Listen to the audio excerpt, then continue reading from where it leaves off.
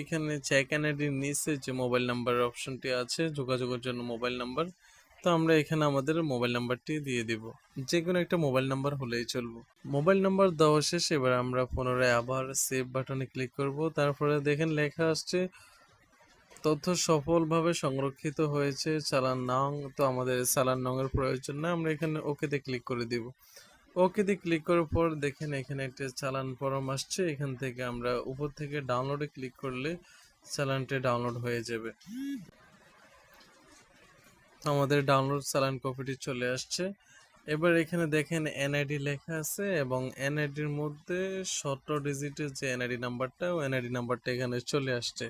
তো যাদের 13 সংখ্যার এনআইডি নাম্বার, তারা চাইলে এখান থেকে প্রথম যে 1990 জন্ম সাল আছে, জন্ম সালটা বাদ দিয়ে বাকি যে সংখ্যাগুলো আছে ওই সংখ্যাগুলো বসিয়ে দিলে 13 সংখ্যার এনআইডি নাম্বার হয়ে যাবে। সো